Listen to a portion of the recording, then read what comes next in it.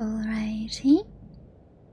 So this is a continuation of a previous scenario and therefore will contain spoilers. Please be aware if you have not seen the first Banlaw scenario. They did Eru Claw last time as well. But to start off, would you like to introduce yourself, my lovely guest? Hello, I'm Io the Dragon. I'm along for Bun's adventure. Just a dragon who's wandering around in the human world, looking for a hero, and has made friends with the Bun. Yay! Yeah, that's the gist of it. But yes, so for my friendly guest today who has been kind enough to see more of this story through, I won't be asking you to roll very many dice aside from super basic checks, but as usual, you're welcome to roll out of your own initiative.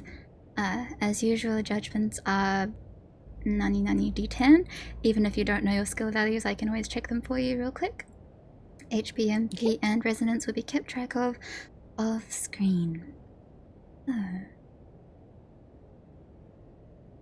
here we are. Let's begin. Are we off?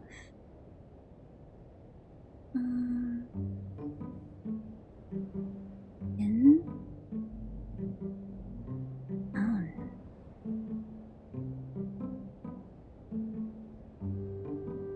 So at the start of the scenario, we are looking through a window back in time in a season that went by not too long ago. So after meeting Eru and Clay and a strange sword from some years past, it's Io-chan living her life in the human realm the same as always. So today you are walking along a street in the middle of town. It is a rare free day for you, so you've come out roaming. Perhaps you're thinking about picking up some donuts before your scheduled stream tonight. As you're passing by a few shop windows, you stop by a particularly cute cafe that catches your eye. And it says Bunny Day Special. A little rabbit drawn in chalk hops across the menus. Looks cute. Seems like they even have a special rabbit-themed donut. However, as you're just pausing to look, the bunny-themed decorations and charming signboard seem to have caught someone else's eye too. A little girl, probably no older than 8 or 9, is suddenly next to you and peering with interest through the glass.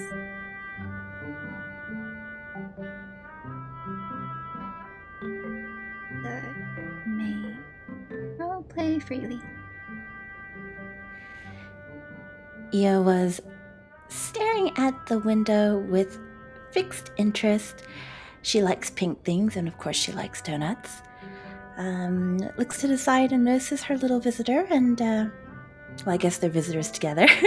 And kind of gives her a little squint, and she's like, do you know anything about this donut shop? Are their donuts any good? At the sound of your voice, the little girl gasps and glances around, and she seems to... Oh, it's Io. Oh, hello. Are you going inside to have tea and donuts?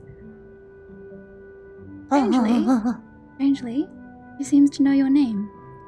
And while you don't know from where, some part of you also recognizes her. And even though you feel you must have met this child before somewhere, you can't recall from where.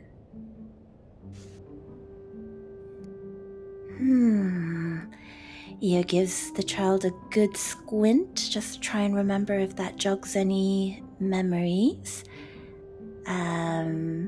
Dealer, I'm gonna assume that nothing comes to mind? You cannot remember anything except perhaps a feeling. Io then just decides to commence with the conversation, so... Well, I don't know if I'll take it for takeaway or what I'm gonna do with it, but I mean, nothing wrong with going inside and taking a look, right? You wanna come with me? And she says, I wanted to have tea with you here, I think. Maybe? The girl makes a funny look, and she scratches her head as if trying to also recall a scrambled memory.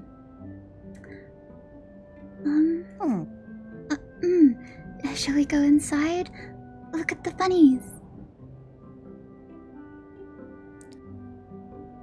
By the way, do I know you from somewhere?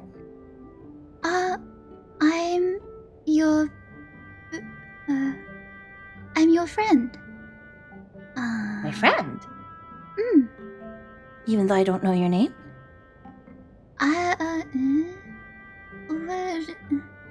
That's funny. I came here to find you, and we're friends, and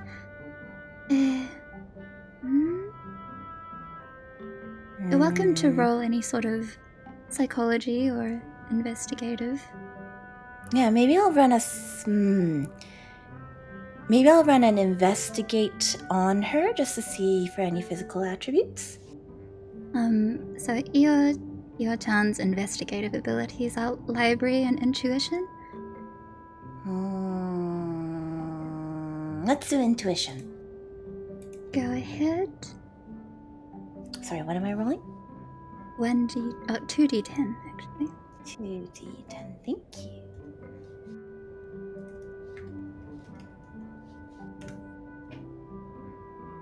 So, this is a regular success. So for Io-chan, who has good Dragon Lord senses,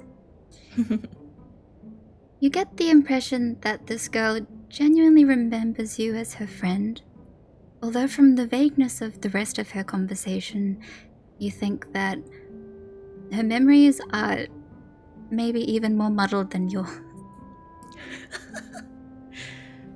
From her demeanor, she just seems to want to go inside the cafe and have some tea. Io puts a hand on her chin and she goes into deep thought.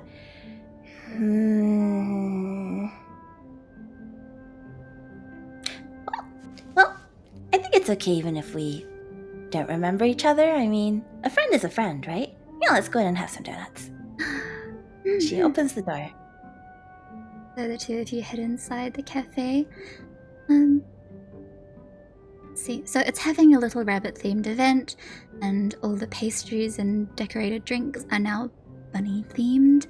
The servers are wearing rabbit ears. The two of you find a window seat at a small table for two. Upon getting seated, you see that on the table there are even some cardboard coasters with bunny faces on them. The daily specials today are the mascarpone cream carrot cake and bunny decorated white chocolate cake donuts. Dealer, can I just check to see, does our lovely new young friend here, does she still have the rabbit ears in the scenario, like in when Io's looking at her? She can do. She can do. I did draw her with them. So she has bunny ears. Bunny ears. Okay. So Io takes a seat, I guess, across from her new friend, question mark? Small friend. Small friend. And she's staring intently at the ears. She hasn't touched anything that's come out. She's just kind of staring at the ears with slightly suspicious eyes. Little friend sits across from Io and she swings her legs and looks quite cheerful. You see the occasional bun ear twitch. Don't ask about that. But no. Say, can I ask you kind of a weird question? Are those ears real? The ears flicker again. What ears? The ones on top of your head, your gestures at the coaster with the rabbit ears. She shakes her head and the bun ears sway a bit with her and... Is there something weird about my ears? Gives them a tug.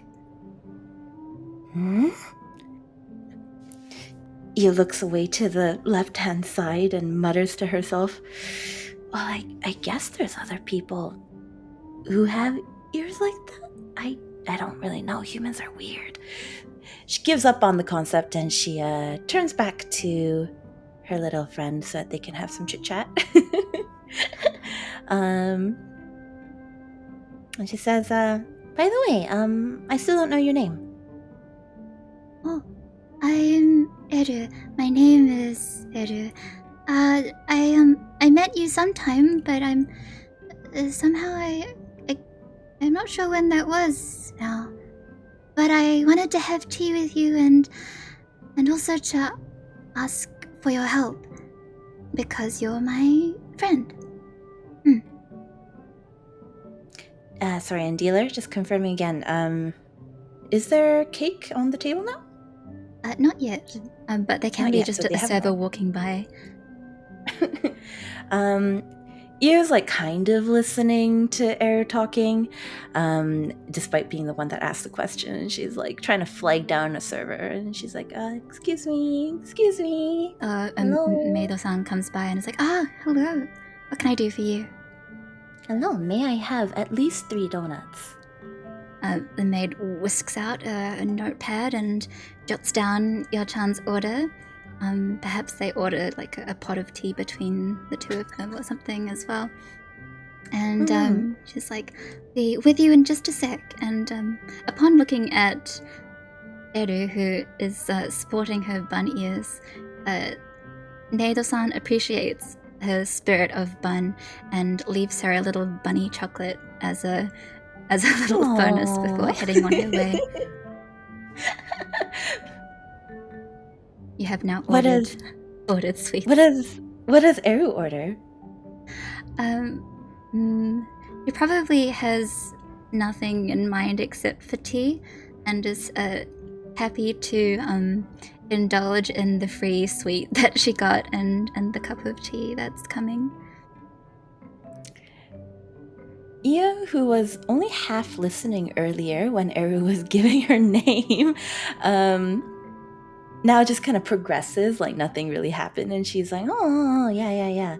By the way, don't you want to order anything, Eru? Like, I don't know, maybe a donut or a donut?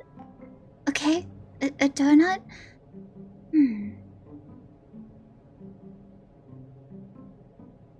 The maid... Share a donut? I don't think so.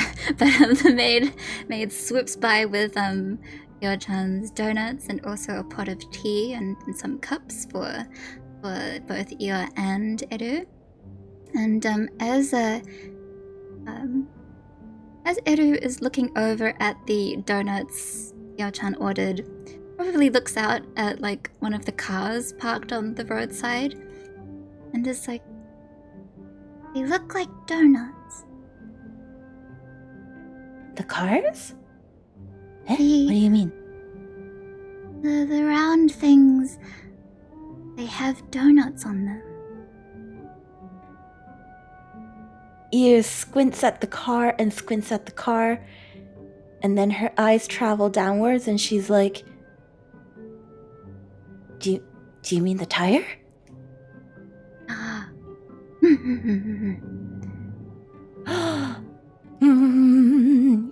nods along. This is very logical to her. Makes a lot of sense. But now that they have the sweets, Io picks up her first donut, daintily wraps it in a napkin and picks it up, and she takes a big chomp, and she's kind of like talking through the donut, and she's like, "Oh, you said you needed my help?" Eru, probably not looking like someone who particularly needs help, also picks up the donut and just like nibbles on the side and casually looking about the cafe at all of the Maido buns and also the donut tires and many a thing to see. And she says, that's right. I wanted, I need, well, I'm sure I'll remember eventually. Yum, yum, yum. You to find me, but you forgot? I don't know anymore. It's funny.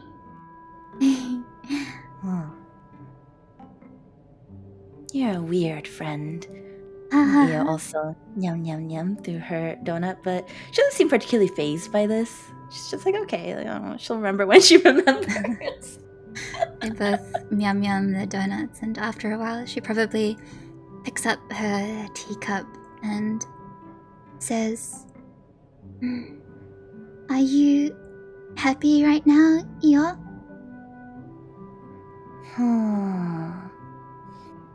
Well, I got a lot of my friends back at the Maid Cafe, and I get to eat donuts, and I occasionally go out on outings, and I meet new friends. I'd say I'm pretty happy. That's good. I feel like this is a dream. Maybe I'm dreaming. And she gives her tea a little sip. That's a conundrum. You think. Here. She hops over the table, kind of leans forward, and puts her finger over Eru's forehead, and she flicks it. Puts her hands over her forehead and gives her a wide-eyed look. What's that for? Did that hurt? Oh. Nod. Then you're not dreaming. Yes, satisfied nods, goes back to eating her donut.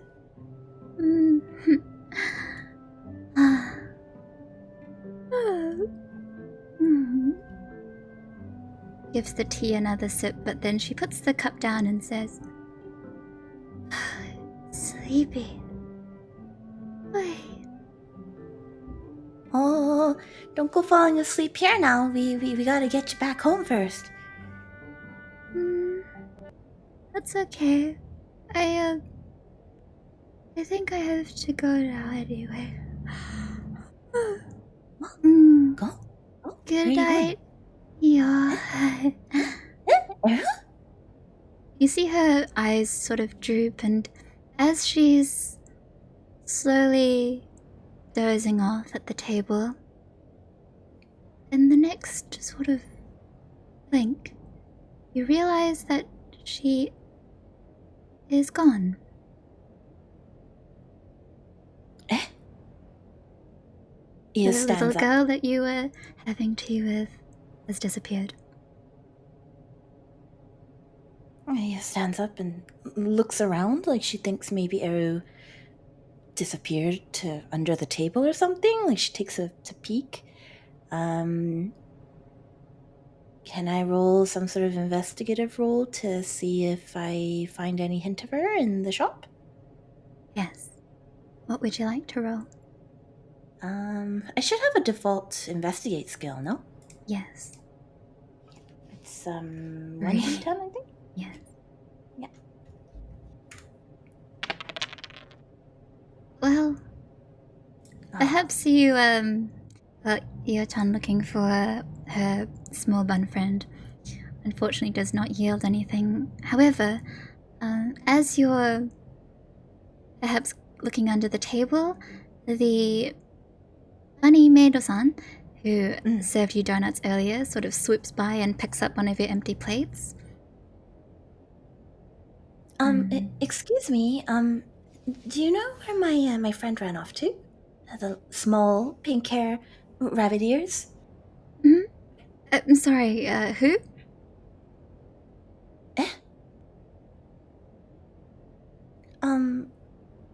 I did walk in with somebody, right?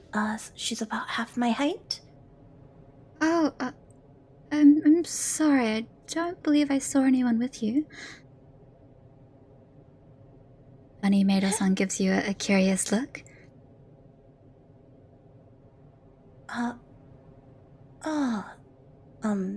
Okay, sorry about that. Thanks. Not a problem. Here. And so Slowly she parts sips away, back. like, let me know if you need anything else. But indeed, when you ask about the small friend you came in with, it seems that no one can remember seeing her, and Funny Meido-san doesn't know who you were talking about.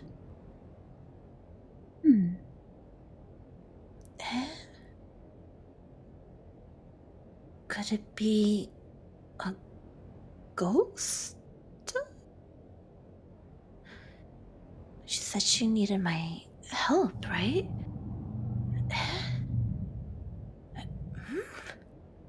Io cannot figure it out.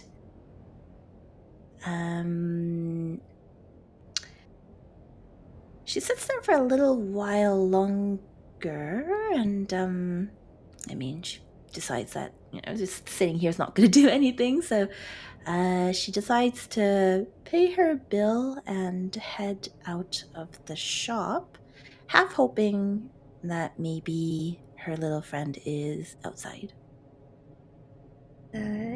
Yo-chan picks up the rest of her donuts and heads out back into town. So does she have another look around for Eru or any signs of her? Yeah, she'll take like a walk around the front of the bakery, kind of peek into some alleyways. Is there any hint of Eru? There isn't.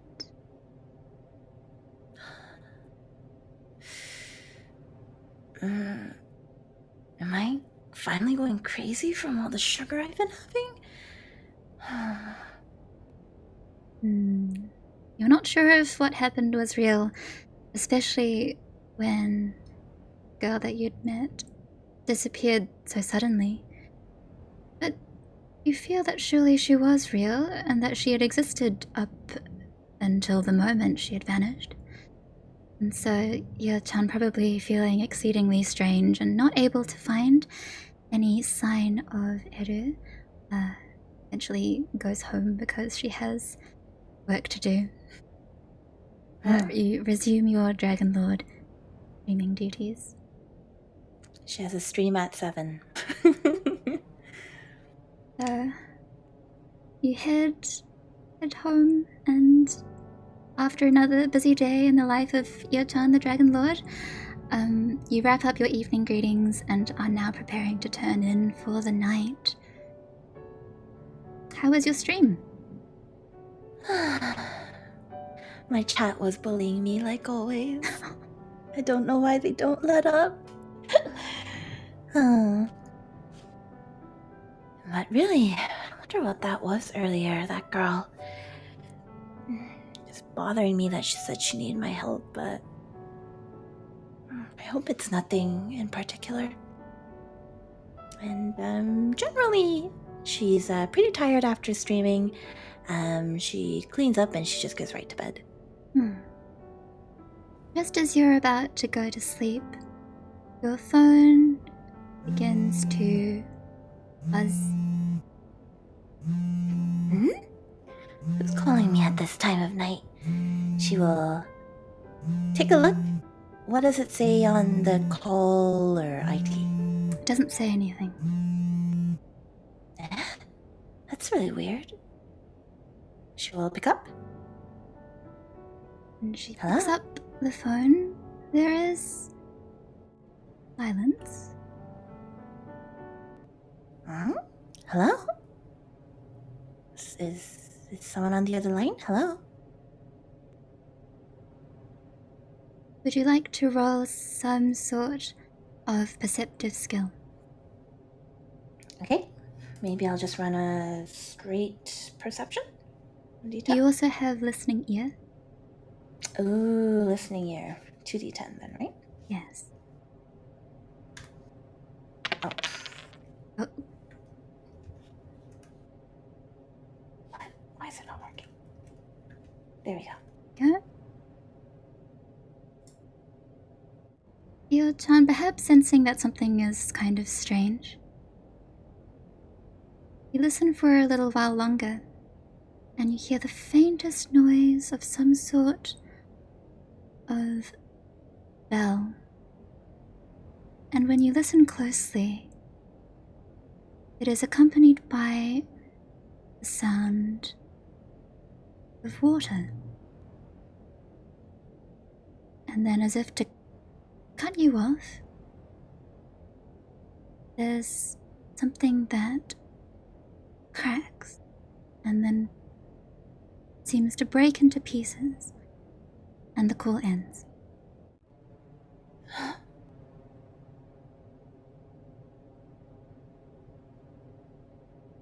Io slowly lowers the phone from her ear and takes a look. Is there any indication of like who called, what the number was? Like, can she even call it back? Unfortunately, the number seems to be private, or for whatever reason, Io-chan cannot call it back.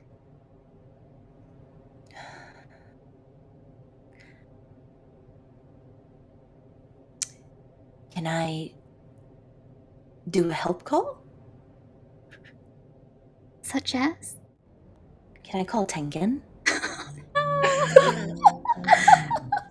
I need Tengi here to help, but unfortunately, Oh, what do you mean you can't RP as Tengen? I can't.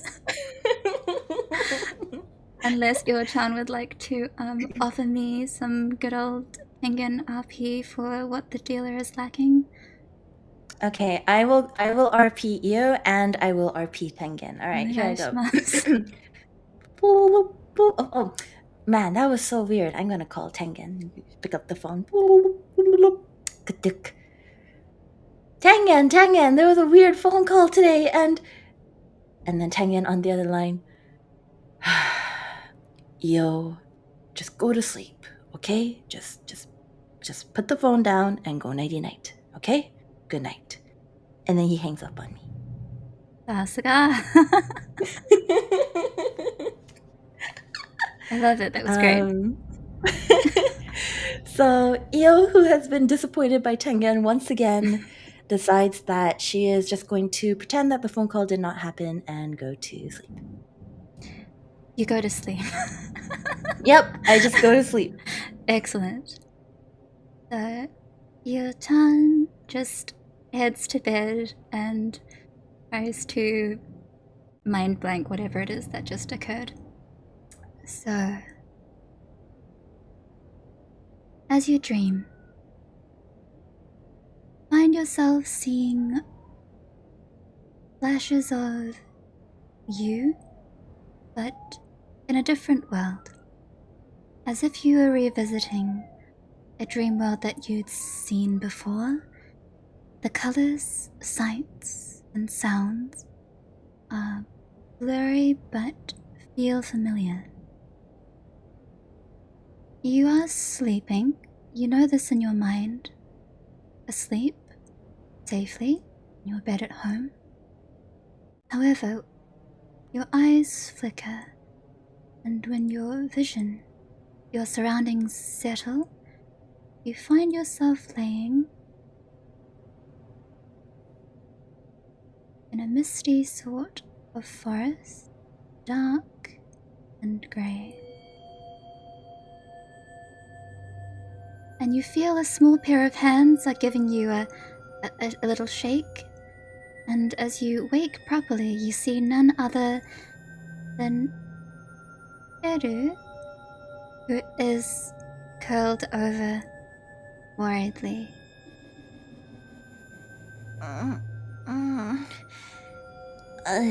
My back hurts. And she squints up at Eru. Io.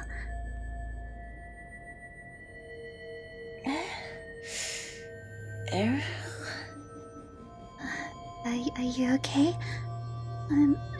I found you here sleeping, but do you know where we are?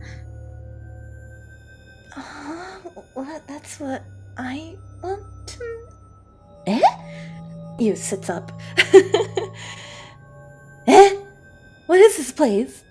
It is a forest. It sure is a forest. I was just in bed. Ah! She notices Eru is there and she grabs onto Eru. What is it? Hey, you! Where did you go earlier? Did I go somewhere? Yeah, I blinked and you were just gone. I looked everywhere for you. I was worried. Oh, I don't know why, but I'm... Yeah. And she gives the surrounding area a nervous eye over. Dealer, what does the temperature feel like? It's bordering on cold, but nothing that would incur snow or such. What is Io wearing? Probably the clothes that she was wearing during the day. Okay, so that includes her fluffy jacket. Hmm. So she takes off her jacket and she wraps it around Eru to just make sure that she's warm. And then she kind of like huddles close to Eru and gives her surroundings a very suspicious look. Something about the forest tinges at the corner of your memory again, but you can't quite recall or confirm whether you've been here before.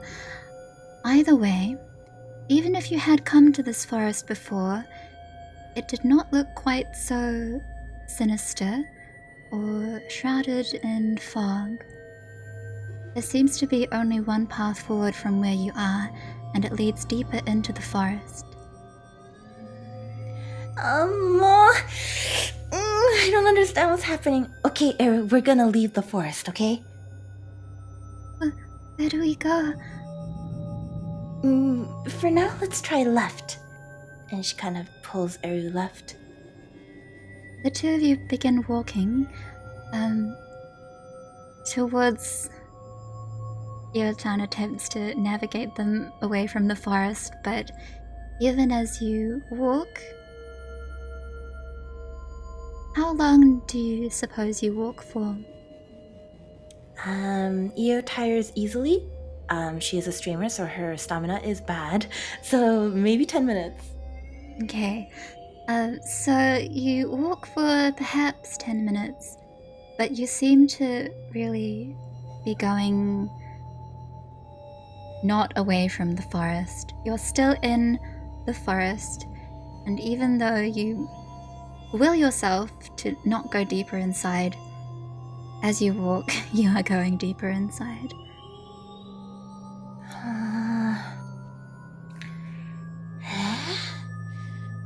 Would you now like to roll a listening ear for me? Okay.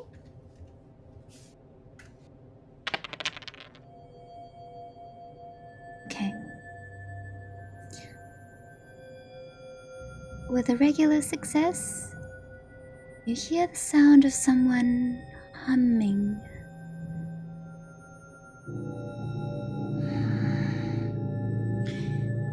Io takes a look at Eru.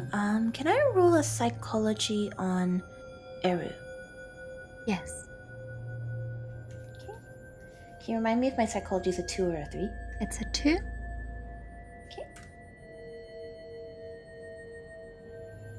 Oh, it's not working. Maybe it's a bit slow. My messages are coming up.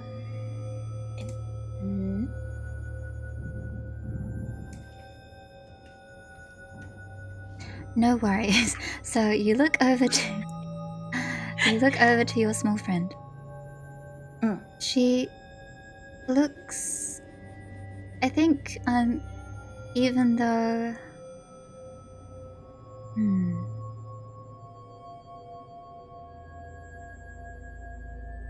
well, in a word, she looks anxious. I think that for her, though, there's a lot that she doesn't understand.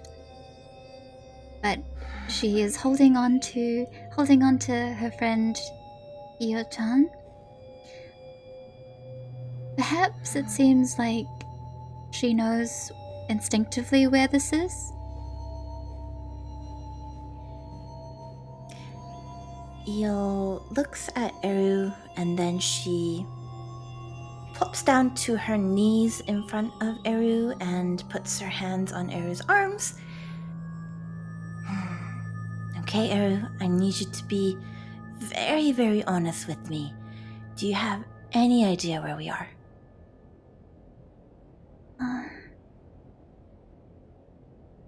You see the child kind of sag, looking even more soggy now that she's wearing Io-chan's big fluffy jacket. If anything, she looks troubled and says, perhaps after like several seconds of thinking, I think this might be the help that I needed. I don't know why, but I feel like I know this place. But it's changed a lot.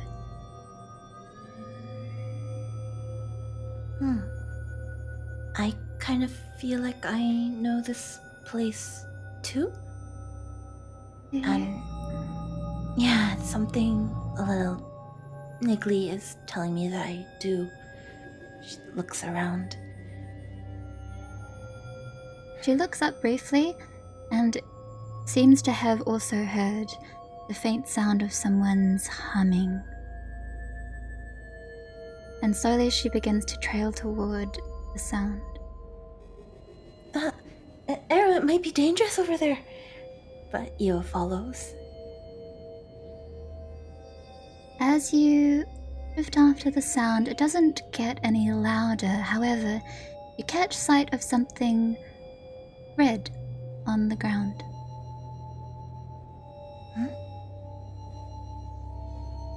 Io goes over to investigate it. Io-chan heads over and finds a small, fractured piece of glass, like a marble that had been broken. It emanates slightest warmth. Io scoops it up gently. Dealer, does she recognize this marble at all? Aside from feeling that it gives off a slight warmth, when Io-chan touches the marble piece, a memory begins to flow into you. You and a young boy looking out at a flowing stream. The figure of Eru dressed differently to the one that you know. You see her coming up behind. And you are away from the world in a time that you don't belong to.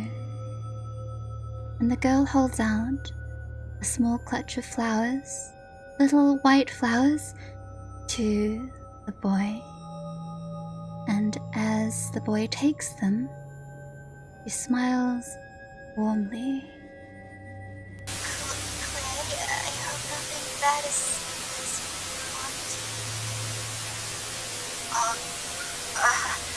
nothing bad, I think. As the vision of your meeting with the boy Clay and past version of Eru disappear, you recall some of your memories with them, and the scene is familiar to you. Here will be a resonance check. The emotion is to protect, connection. Strength is 4, the rise is 1.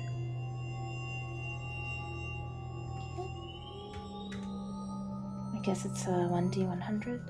1d10. 1d10. So you fail the resonance check. And there is just a feeling that drifts through you of wanting to look after the children that you'd seen, feeling that you'd known them. But as you blink, you're definitely back in the forest, just holding on to this red shard. And the forest just falls silent again. Dealer, what is Eru doing at this present moment? Eru is just next to Io. Probably just looking at her with curious eyes. Io carefully puts the shard in her pocket, and she stands up and reaches out, and she pulls Eru to her side with one arm. Let's stick together, okay? And don't stray too far. Okay. We'll figure this out together.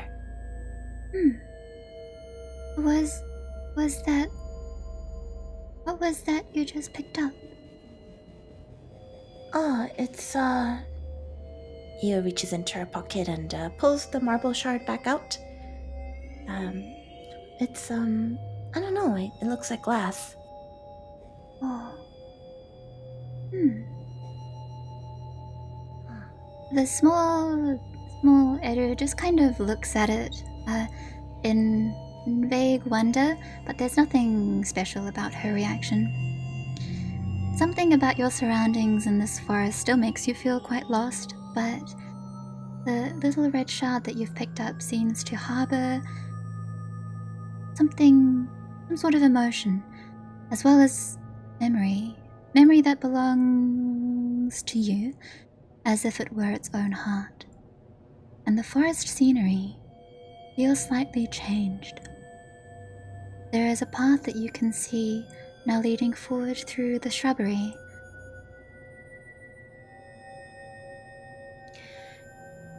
Io looks at the path, and then she puts the shard back in her pocket, and she reaches a hand out to Eru. Come on. Eru holds on to the hand and totters on as the path unfolds. And you can see that there's a little water up ahead.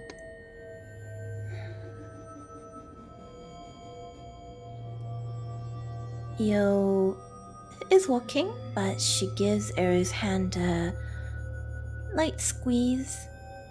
And without looking down, she says, don't let go of my hand, okay? No matter what. Okay. I'll hold on to your hand and you... She gives Io kind of a difficult look for a moment, and then shakes her head as if...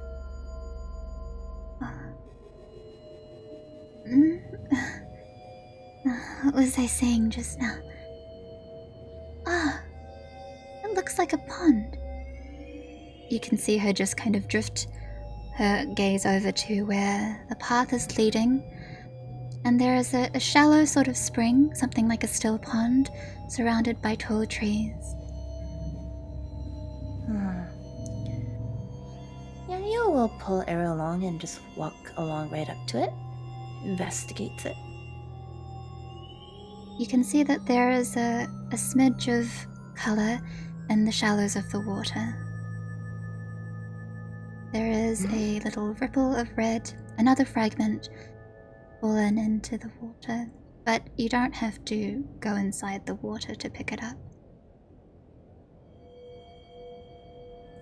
Is it shallow enough that I can just reach my arm in and I can pick it up? Yes, that's correct.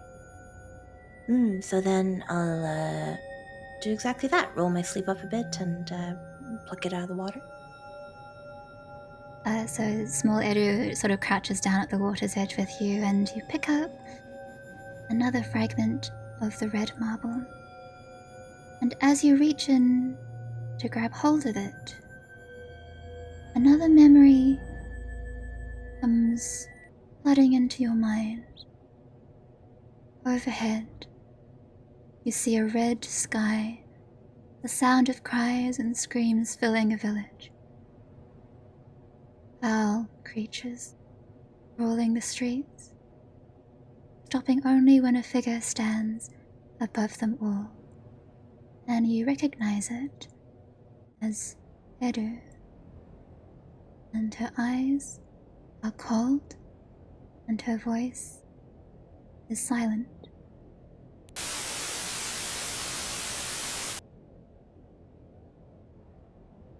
As you watch her leave, she walks into the forest and disappears into the darkness. You recall memories of a demon attack on the village and recall Eru's disappearance. Here there is another resonance check. The emotion is regret, scar. Okay. The strength is 5 and the rise is 1. I see. So in that case, your Chan resonance will rise by 1.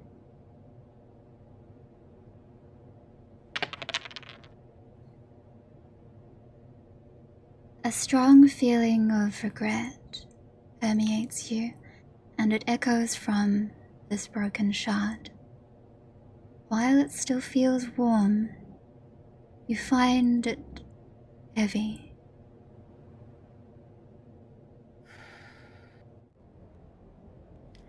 Ia's fingers close over the shard and she stands back up. She probably leaned down without letting go of Eru's hand, but she gives it another squeeze just to reassure Eru, and she'll keep progressing down the path. So you blink and you return to just where you are in the forest, here next to Small Bun Friend. And as the two of you go to leave the spring side, suddenly you feel an icy cold hand grip your other wrist from the water. It jerks you out of Eru's grasp. You hear her voice calling out as you get pulled into the water. Despite the spring having been a shallow pool at best, the water gets deeper as you go, and now it is dark. It becomes like mud, viscous and unyielding, and it swallows you whole. Oh, go ahead. I'm just gonna ignore that. Okay. As you're struggling in the water, you hear humming again. Hold on, as I forgot to change this.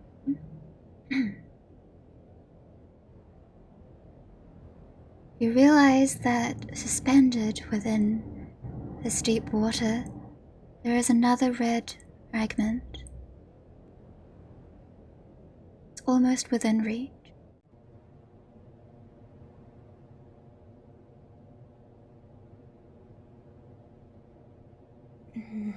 You will reach for it? But Io-chan stretches out a hand and tries to grab hold of the piece.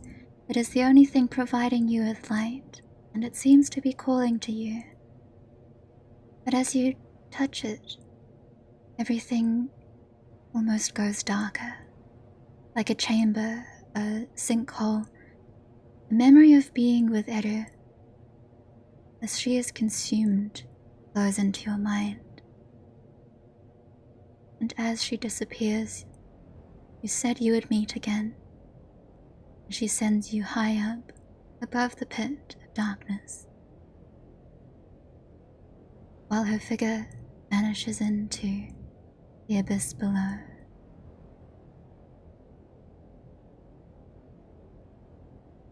And the thought crosses your mind. If she met her end there, or if she found her way back home, or if it was her that called you here. But as if breaking free from the water, when you open your eyes again, you have simply returned to solid ground. And it's the forest where you were before, only a slightly different place again. And next to you, just kind of trying to catch your attention, is small Eru. Io? What's going on? Are you okay?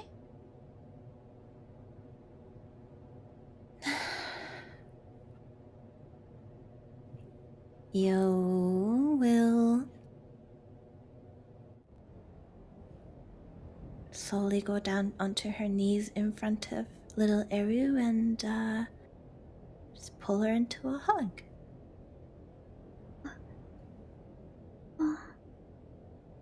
Small Eru circles her arms around Io-chan's back and gives it a warm rubbing.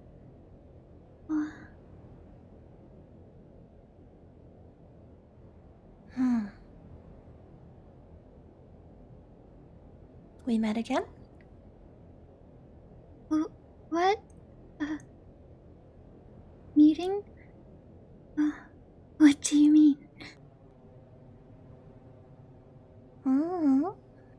I'm just happy to see you, that's all.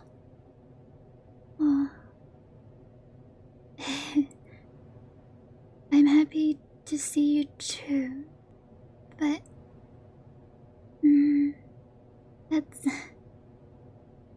let's leave this forest first.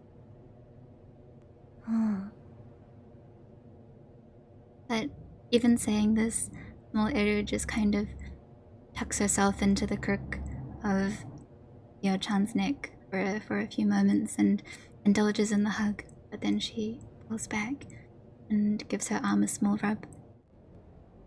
You okay? You looked really pale for a moment there. I'm okay. Let's keep going. So now Io-chan has 3 pieces of this red marble. And as you pull yourself up from the dusty ground, you find that the forestscape has changed again. You find yourself close to the foot of a massive tree. It stands several times your height. It is dark and wide and gnarled in limb. Casts an ominous shadow, a mysterious sort of presence, and it seems to exist at the center of this forest. And you see that there is sort of a smear of pink, almost as if They had been half buried into the tree root itself, half submerged in its branches. A long trail of pink hair and a face deep in sleep. It looks like Eru, only older this time, as if she had been partly digested or swarmed by the roots of this tree.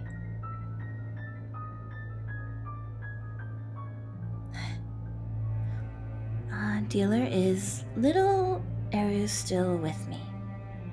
This small Eru who is indeed with you makes a difficult expression.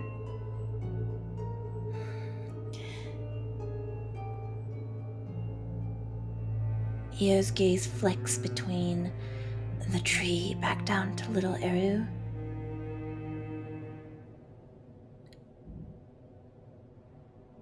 I don't like this. I don't think it's safe here.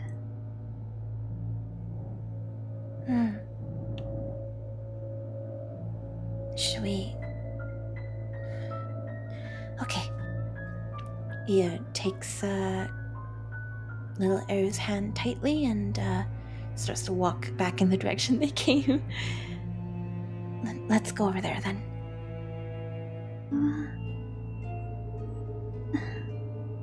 You see her eyes still drawn to the Eru who is buried amidst the tree roots. And as you sort of turn to leave, feel the ground shake beneath you. And like a black flood, like liquefaction, something dark leaks and bubbles from the tree, begins to rise and encroach upon you like a swamp creature.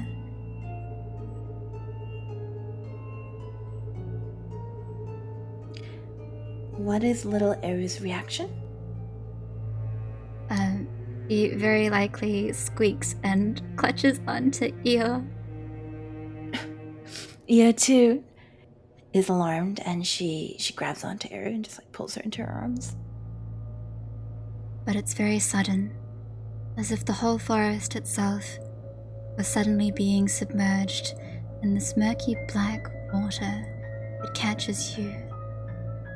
And in a fleeting glance, you realize that Eru, the one buried in the tree, her eyes have opened, and a voice whispers. A voice, you hear it in the depths of your mind. It's familiar, and it says, I'm nobody. I am nothing. And here there is another resonance check. The emotion is despair. Strength is 6, the rise is 1. You may roll 2d10.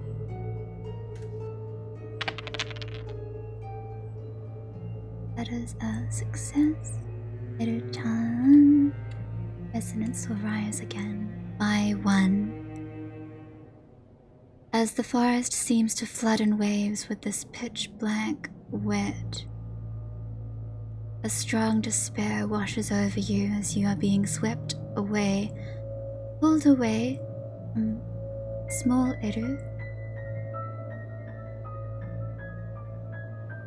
You can see the Eru amongst the tree.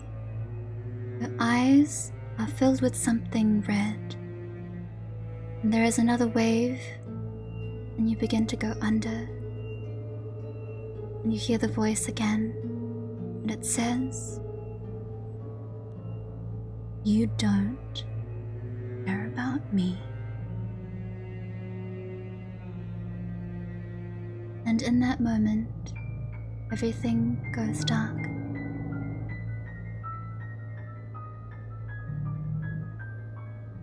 And you become lost, as if you yourself have been swallowed up. At first, you feel suffocated. When you catch your breath, it is like you are smothered melting somewhere.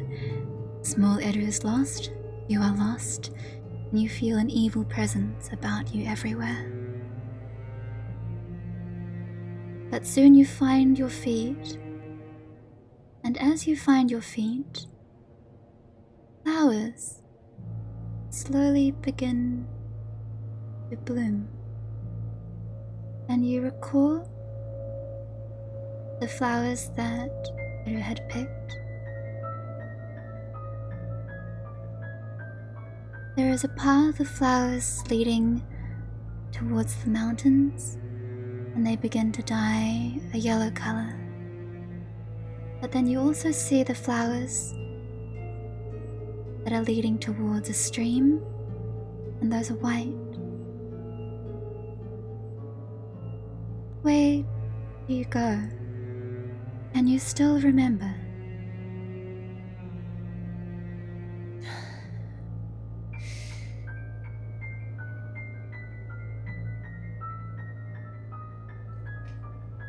You would likely go towards the mountains. See, Io-chan migrates toward the mountains. And as you walk, things become dark again. Memories flicker at the back of your mind. See a vision of someone's back, walking amidst a sea of swarming demons. And your path branches again. The figure, you see it walking towards a nighttime sea, but then you swear you see the same back, walking towards a dark forest. Which way do you go? Can you still remember?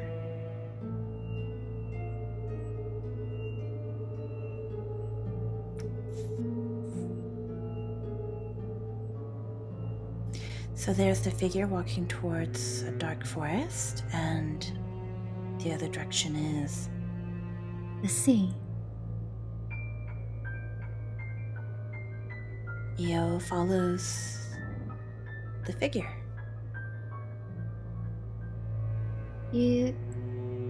Well, the path branches, so which figure does she follow? Towards the forest. Io-chan trails after the figure towards the forest. And as you do so, the path becomes mud. Your surroundings, everything begins to turn into the black abyss the monster's gut. And you hear the same voice, a whisper in the back of your mind, and yet filling your ears, says, I'm alone. I'm going to disappear. I never should have tried, because I can't win. And I'm going to give up. Go home. And as the monster's gut, the viscera closing in on you slowly begin out, there is one more path leading upward, just in the darkness. Io will climb that path. Smaller voice, someone's voice that you know, whispers in the distance. Io, I need your help. I'm lost. I need someone to help me find my way back home.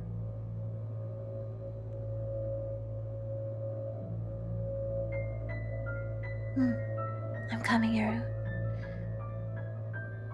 You hear a little voice, that child's voice, as if she is around you, and yet nowhere all at once. And the stairs or the path beneath you begin to fall apart, and you drift down, despite feeling no sensation of dropping. What falls perhaps is your sense of self. But sure enough, at the sound of small Eru's voice calling you, the vague silhouette of the forest, the strange forest from whence you'd come, begins to slowly paint itself once more. And you find yourself on your knees on solid ground again, unsure of where you've just been, what you've just seen, still before this immense tree, drawn like a magnet to the center of this entire forest.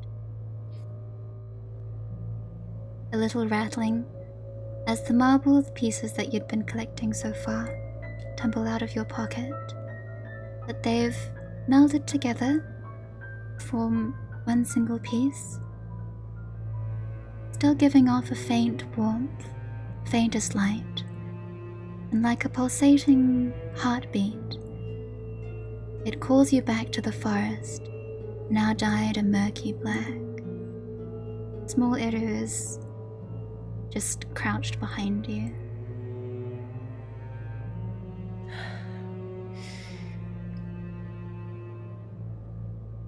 Eru?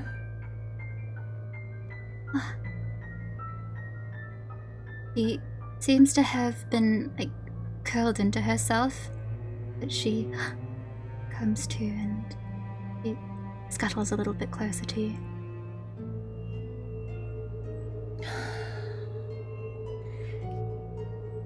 Yes, scuttles a little closer to Eru as well.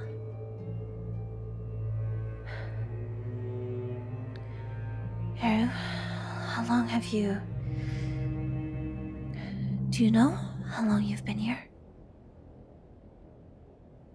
She shakes her head.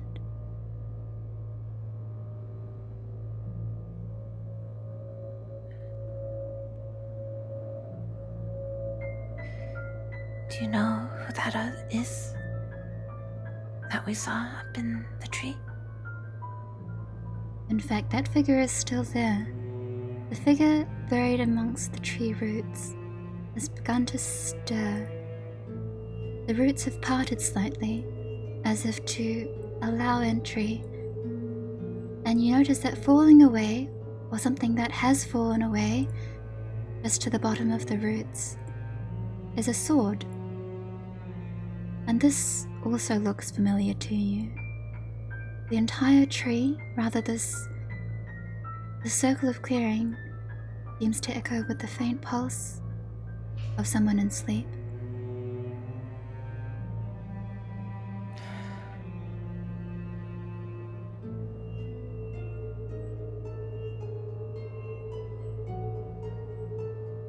You may investigate the sword.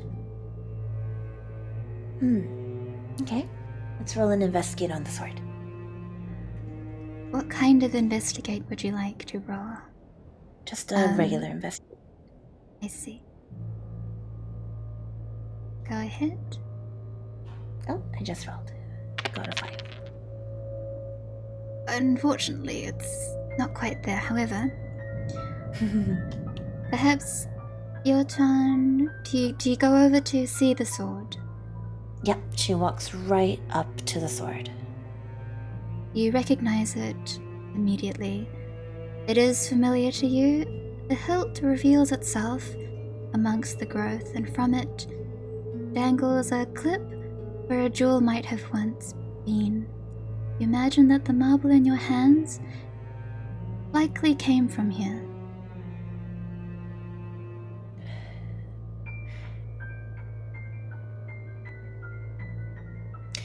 The figure, so dealer, the figure in the roots, is it possible to get any closer? Yes. How close would you like to go?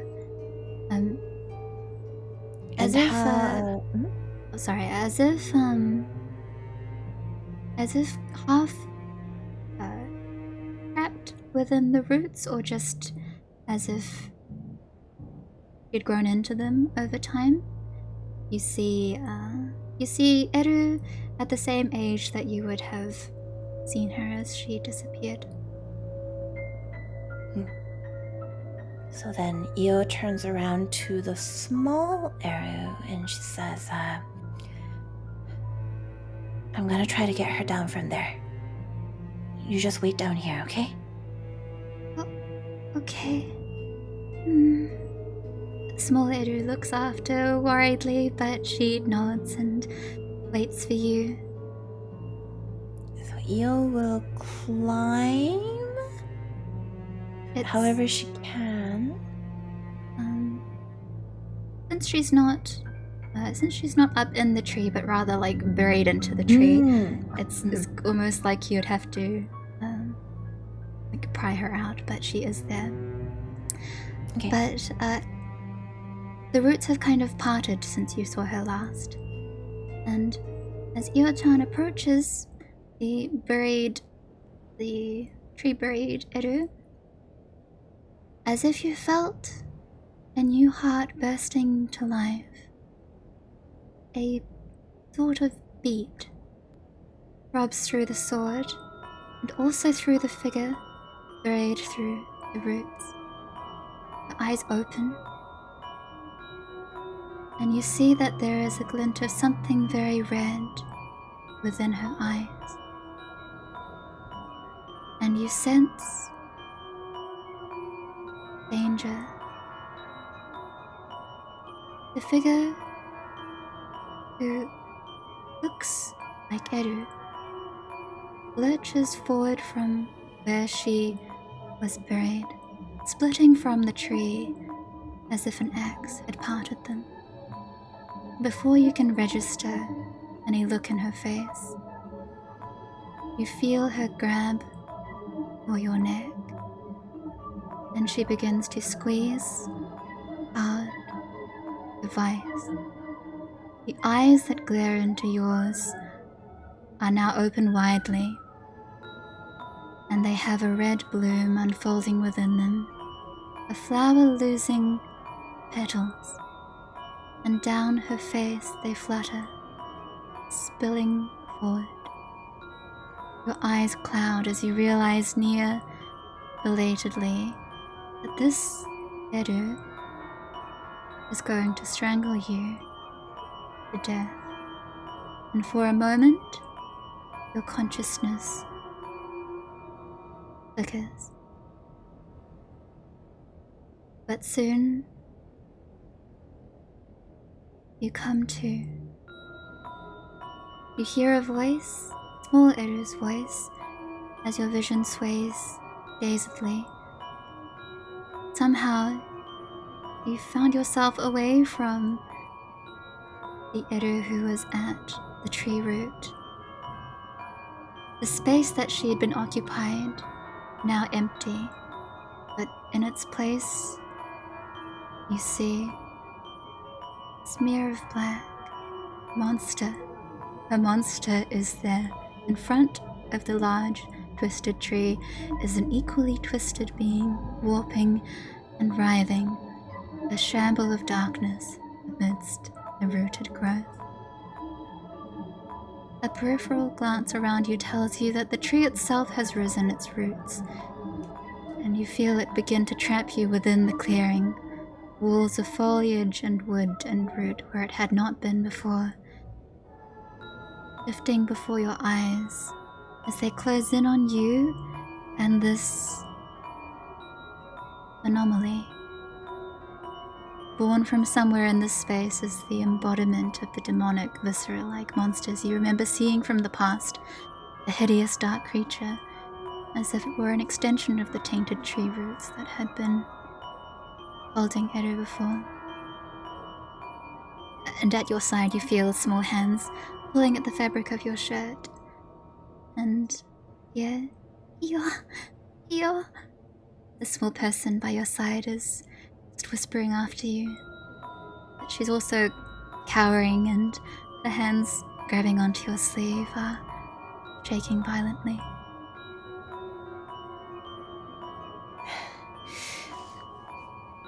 Yeah. Honestly, she probably just leans in and she scoops Eru up. And she just picks her up. She picks her up and she will look for a way to run out of the clearing. Is there anywhere? As you look for a way to escape, the roots have already wrapped you in, and so you, even within your sight, you cannot see a place to go.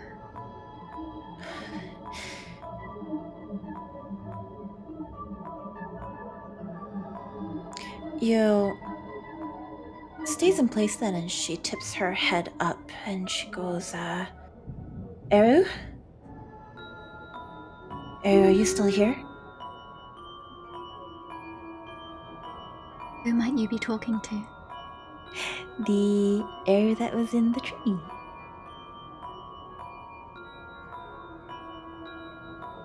It seems like she is no longer there. You can't see anything but the sword from where you'd been. However, the sword is there. Io sees the sword and she will make a mad dash for it. Io-chan beelines toward the sword. The creature is watching.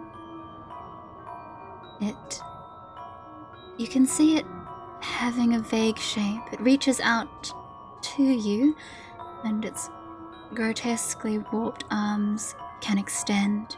It looks less than solid, but the pointed lengths that unfurl out from those arms seem less like fingers and more like knives. They seem sharp, and from its mouth that opens, a drifting of red petals fall and scatter about the ground.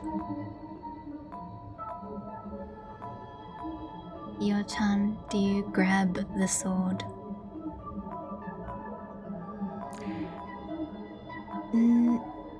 No. Io was running and then she notices the petals fluttering out from this thing's mouth. And she kind of like slows down.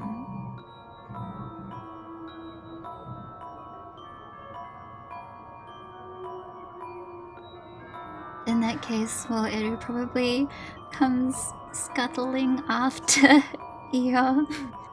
Oh, she's carrying Eru. She's... yeah. Mm-hmm. She's That's carrying strong. her. It's very strong. Must be all She the has ring fit. strong strength stats.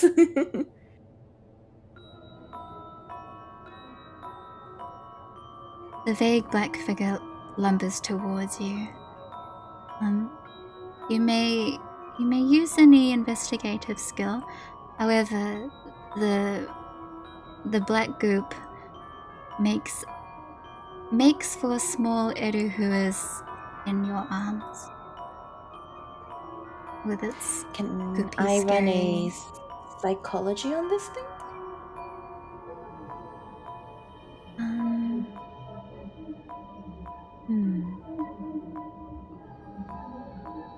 Okay, yes. Okay. You roll.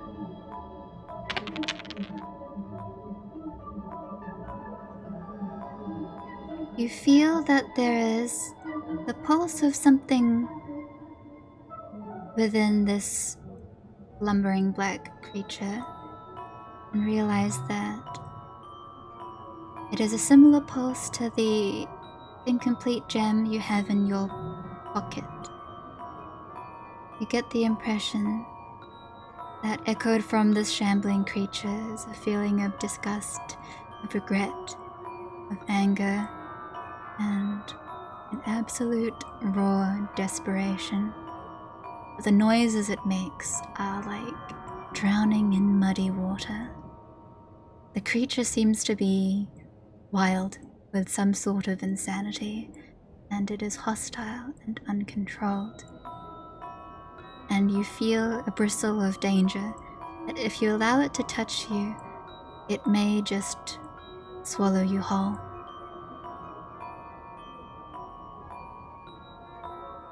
Io looks at the creature and she tries out loud, a little tentatively. Eru? The small Eru cowering into you probably is too frightened to respond. The creature doesn't make any intelligible noise.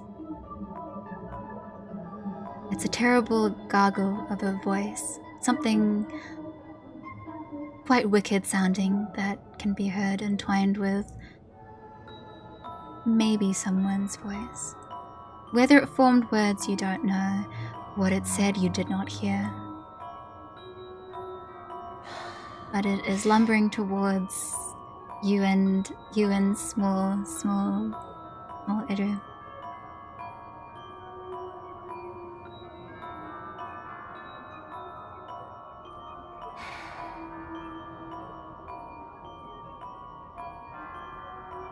I'm sorry about this. Then Io will reach towards the sword and give it a yank. Does she succeed at pulling it out? You can pull the sword out if you reach for it. So it had just kind of been left on the ground nearby. Small Eru is just kind of cowering and crying into the folds of your jacket at the moment. The sword is easily handled, and it feels warm in your hands, and it offsets the feeling of mud and filth that just are coming off of the creature that is heading towards you. This weapon reminds you of someone as well.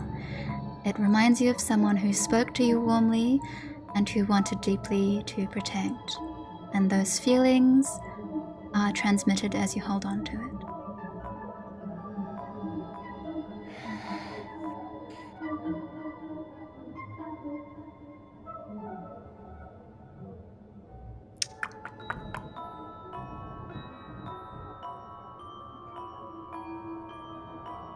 Can I run a investigate on the sword? There's any info? nothing further to be learned aside from what I told you about the dangle, the accessory earlier, and then also the feeling you get just from holding it. Although now Io should likely remember who this belonged to. In that case, she may reach into her pocket and pull out the marble. Is there a spot or anything to put the marble back? Yes. And Io clips the marble back on. As Io-chan is going to slot the jewel into its place, something in the sword is resisting it. Huh? But the creature that you are with it's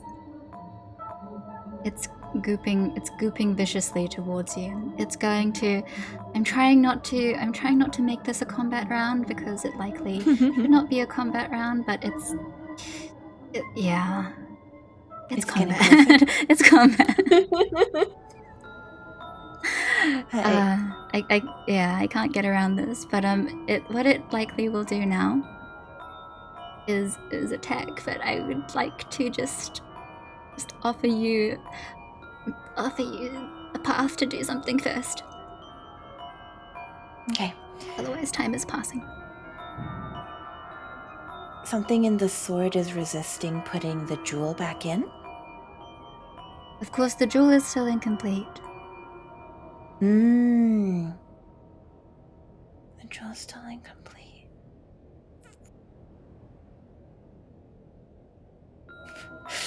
Unfortunately, Io-chan at this point, I think, would get ready to fight as well.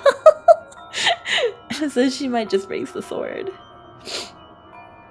The goopy monster is going to send out a very sharp-looking, unnecessarily sharp-looking goopy black hand out for small Eru.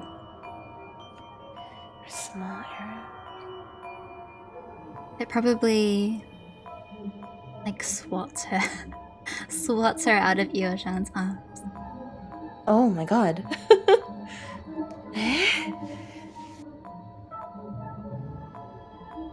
I should have made this a proper combat round, but you know, this is fine. This is fine. I'm getting the feeling that I'm not really meant to be fighting this thing though. I'll go ahead. You can treat it as combat. The scenario will continue whether or not you fight it, but okay. Io, but it's going to go and eat small Eru now. no. I mean, I'm sure Io like shouts her name and like kind of goes tumbling after her to try and like protect her, but can I run in like a wide scale investigate on like the entire area? Like, where's the last piece of this marble? From the psychology roll that you did earlier, you imagine that it's somewhere within this black murky thing. Ah. I'm very sorry for the disorganization. It's okay. In that case, you might actually just run at the thing. I think she might just run at the thing and like what kind of consistency is it? Like can she reach her hand in to feel around for the marble? Will she be able to get close enough? I imagine that she wouldn't want to. Based on the feeling that you get from its very presence here. And the creature itself it seems quite unhinged. Okay, then let's not do that. Maybe she has more preservation instincts than that. Can she throw the marble at it? Will it go away? She's like, hey! And throws the marble at it. Io-chan throws the marble at the black goop and it disappears into the black goop. Oh no!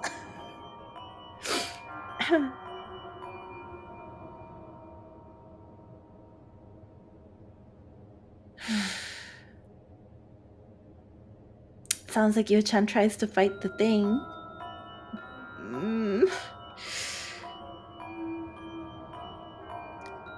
What if she's like, Doria! She like charges it with the sword to make it go away. You can indeed sword the goop. Mm-hmm. So is that what Io-chan does? She does sword the goop. I'm going to surreptitiously pretend like a lot of this past exchange was carried out much quicker than it actually happened. But Sorry. no, not at all. This is my fault. I should have made this a real combat round. But so the black goop, essentially what it does is it goes after small Eru quite viciously, and so Io-chan, getting some incredibly bad vibes from this swampy thing and recognizing it as kind of close to the nasty thing that swallowed Eru in the past season of this show, decides to take this sword that belongs to a pal right here and just go for it. And you can cut it. Oh. And so just swinging it at the creature, its body splits easily, with a warped sort of scream and just a feeble flailing of limbs. And something dark spurts forth. But as it falls and slackens at your feet, you realize that the black substance that spurted forth from it also spurt forth from the small Eru who had been holding onto you just now. And as the black murky swamp is sucked away back into the earth, red drips down the fold of her dress.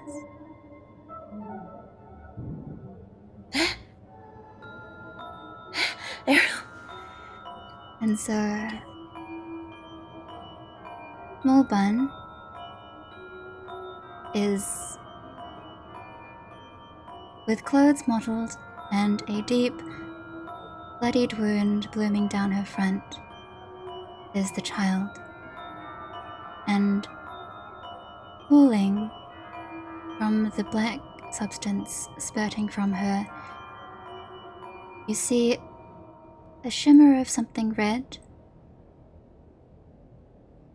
like the fragments of the broken marbles from before. You're kidding me, right? Ia's not so preoccupied with the marble pieces. She's busy freaking out about little Eru. From her lips, She's- you see sort of the faint murmur of something, just very vague. But for the most part, it's not long before she doesn't move again. Can I use listening ear to see if I can catch what she said? Yes.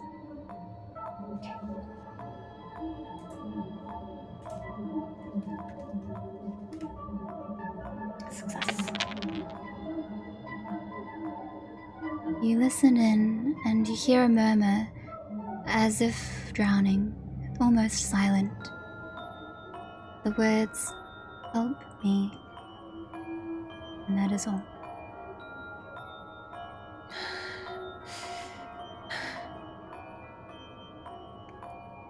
With nothing else left to do, Io slowly reaches down to scoop up the marble pieces. The shard of jewel shines redder than the blackened puddle it lays in. Your hand moves towards it, and when you touch the fragment, a memory begins to flow into your mind.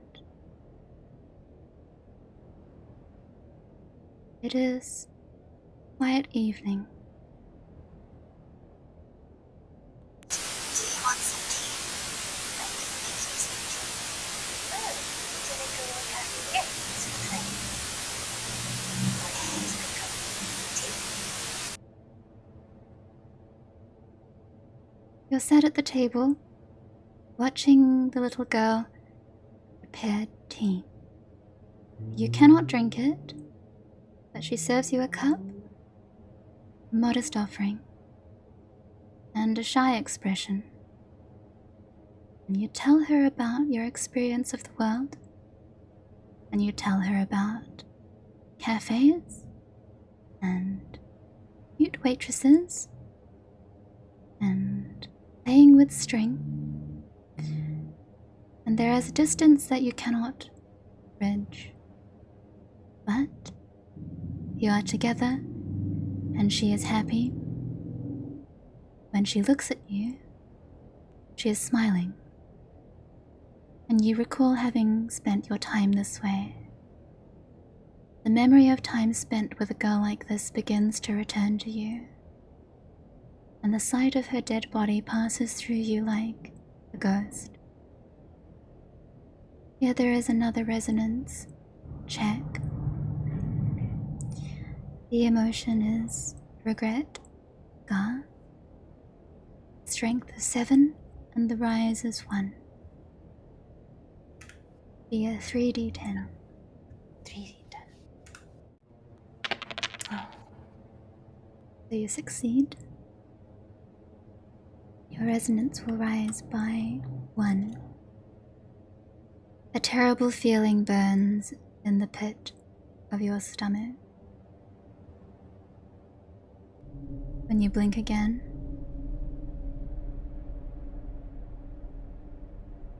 the darkness of the world has receded. The forest seems grey and misty, but it is no longer flooding with the blackened filth of evil spirits. Or is it? In your palm, the bloodied piece of the jewel. You realize now that the body is gone, or is it changed? From where the child had been is a larger figure, familiar yet entirely foreign to you, someone who looks like Eru. From where she had been struck with a sword, the flesh knits together darkly as if something were willing it, piecing her back together, and she is now there in place of the young girl, wearing an unreadable expression. The Eru, who very closely resembles the youth that you said goodbye to in the belly of the evil spirit. She closes the distance, and the dark line marring her face loses color. For a moment you see that her eyes are red, as if something were falling away in them, another scattering of petals. Io. She calls your name, low and steady, as if to a trance. Io. Long time no see. What kind of a place do you come from? That's a hard question. Scary place it was? Scary? The memory that you had been seeing stops. The flow of your thoughts halts, and you feel frozen in your body as a hand, darkened, reaches out to hover the side of your face. Thank you for your help. Do you remember me?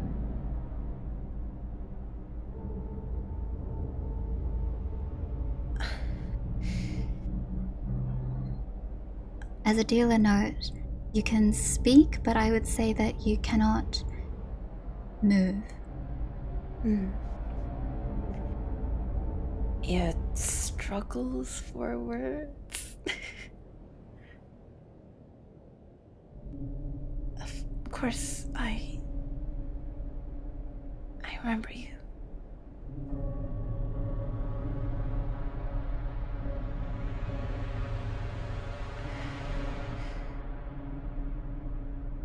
Eru,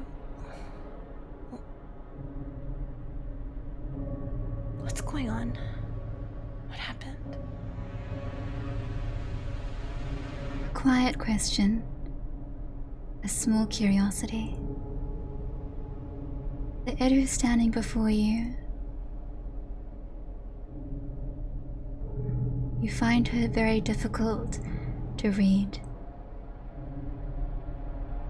As she reaches toward you, you realize that you are now so tired you cannot seem focused. As if your memories, they had been coming back, but some of them not fully realized. They're now blurry at the edges, weighty, and similarly you feel your limbs they feel heavy. They feel difficult to move. And he doesn't say anything except, "Io." And with a small smile on her face, she reaches for the fragment still tucked within your hands, the last piece it seems. And as she holds it up, it shatters and smears away into dust in her fingertips.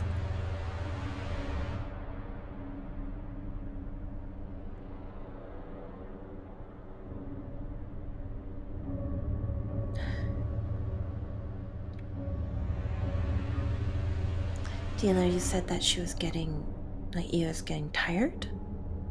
Yes, you feel tired. No. Not right now.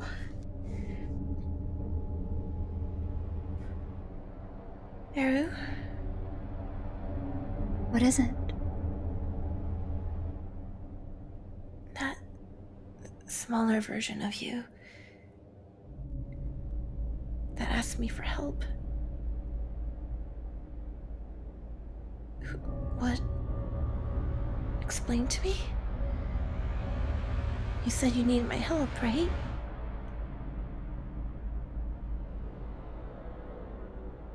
And you did. You helped me, didn't you? I don't get it. What do you mean? I didn't do anything. Another wan smile creaks the corner of her lips. What kind of a face is she making? Who is this person before you? What kind of an expression is she looking at you with? You can't be sure, and it looks like Eru, but you don't know. And even though she treats you with a certain warmth and she leans toward you, you feel you have no longer the energy to stand, and so you begin to sink downward. But she catches you, and as your consciousness is beginning to wane, you hear her voice again. It's time. And a hand gently passes over your eyes. The arm that had received you sort of pulls you into a light but a warm embrace. And she says, "Thank you. You've done well." But as she is pulling away, there is a sensation of something foreboding in the voice's spoken word, and there is a muddy feeling of darkness encroaching upon the both of you, as if it were leaking from her back, rolling up her neck. The dark presence clings to you both like smoke. Io, shall I see you again? And as your consciousness fades, for a second you swear that the corner of her mouth lifts in a smile, and that the pale color of her eyes, the gaze that had looked to you over the years until now, is darkening by the second. But perhaps it's just the feeling of exhaustion washing you over. The heavy weight of sleep blankets you, and you sink deeper and deeper downward into sleep, away from Eru, away from the forest.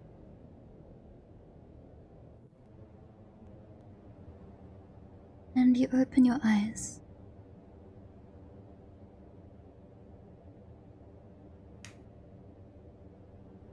And you are back in your room.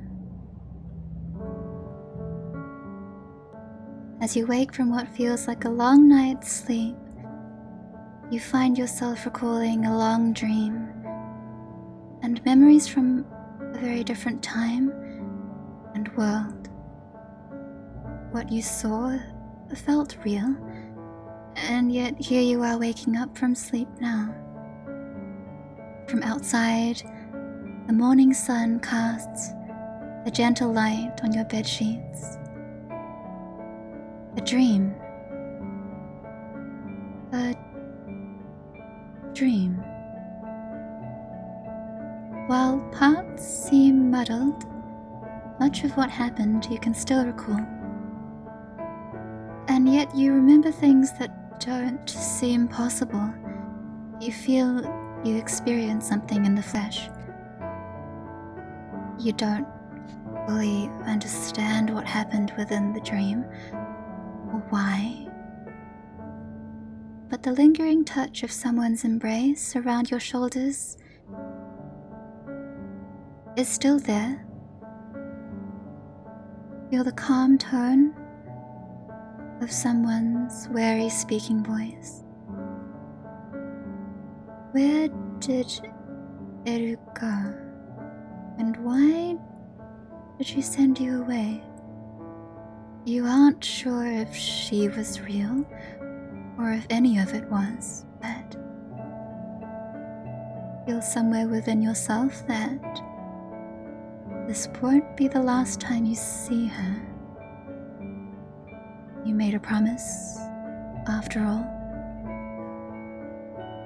If that girl is alive somewhere, somehow, you'll meet again.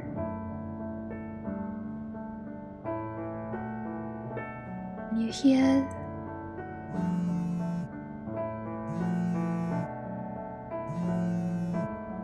your phone notification sound. It's a message. Io will reach for her phone and open it up to take a look at the message.